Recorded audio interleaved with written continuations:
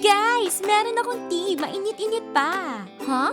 Anong meron, friend? Yung mga kaklase natin, nag-a-adulting na. Meron ng may bank accounts, nag-a-apply ng part-time job, at meron din nag-a-apply ng college scholarship. OMG!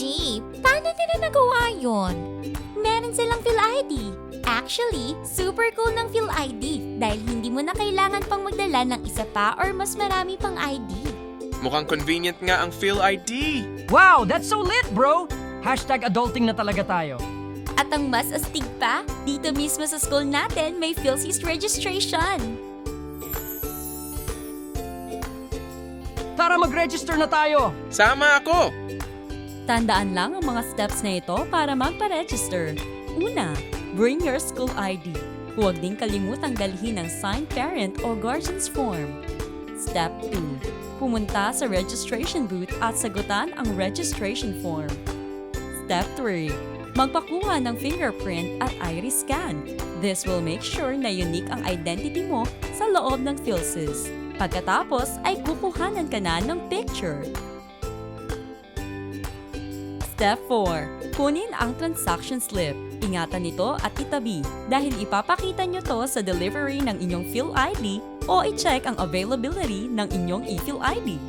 Oh ha? Dali lang, di ba? Easy na, useful pa. Kaya ayoko i-gatekeep yan eh. Sa PhilSys, mas ready na kami for the #adulting. Tara, register na!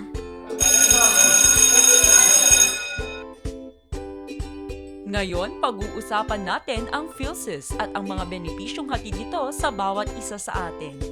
Layunin ng PhilSys na mabigyan ng valid proof of identity ang bawat Pilipino sa pamamagitan ng PhilID na maaari mong magamit sa lahat ng transaksyon. Alam mo, nabalitaan ko na mas mapapadali at mas magiging accessible ang mga serbisyo sa bansa dahil sa PhilSys. Tama! Pinasimple ng PhilSys ang proseso at requirements sa mga transaksyon. Nagamit ko ang PhilID ko sa student loan application. Gamit ang PhilID, nakapag-apply na ako ng passport ko. On the road to my #ipon goals. Gamit ang PhilID ko as my proof of identity nakapag-open ako ng bank account. Convenient at mas mabilis mo nang maa-access ang mga benefits na nararapat para sa'yo. Ilan lamang yan sa mga benepisyong hatid ng PhilSys sa atin.